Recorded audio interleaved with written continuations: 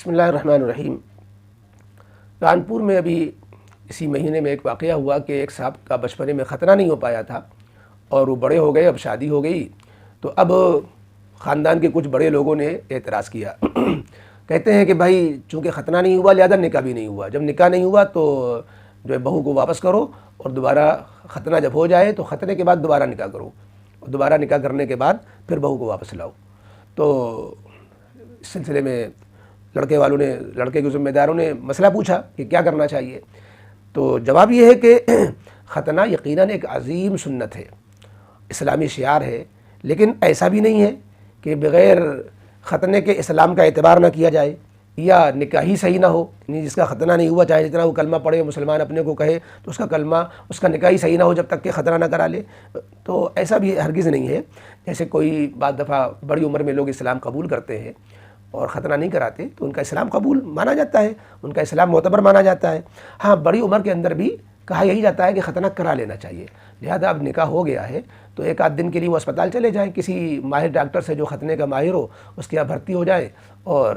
وہ جو ہے جس طریقے سے کوئی مرض ہو جاتا ہے، پھوڑا پھنسی ہو جاتی ہے، شرمگاہ میں کوئی جو ہے آپریشن کی سرجری ضرورت پڑ جاتی ہے کسی تکلیف کی وجہ سے، پھوڑا پھنسی کی وجہ سے، تو ایسے ہی ختنہ بھی اس عذر کی وجہ سے کہ بھائی یہ سنت ہماری رہ گئی تھی لہذا اس طریقے پہ اس کو ادا کرا دیا جائے۔ پہلے مسئلہ تھا کہ باندی وغیرہ پہلے زمانہ تھا کہ باندی خریدی جاتی ہے، باندی جس سے ختنہ کرا دیا جاتا ہے، اور تو لیکن وہ اب تو ہو نہیں سکتا، تو اس کی ایک ہی شکل یہی ہے۔ اور اگر کسی وجہ سے پھر بھی ختنہ نہیں کسی نے کرایا، بڑی عمر میں اس نے یہ اپنے کو جو ہے نہیں اس نے قبول کیا کہ ہم ختنہ کرائیں، لیکن اسلام کا وہ قائل ہے، تو ختنہ کے بغیر بھی اس کا اسلام مانا جائے گا، نکاح بھی صحیح ہو جائے گا۔ بس یہاں پر یہ بات ہے کہ بچپنے میں گارجینوں نے کیوں نہیں ختنہ کرایا، وہ گنہگار ہوں گے۔ یہ ذمہ داری والدین کی بنتی تھی کہ بچے کا ختنہ کرائیں،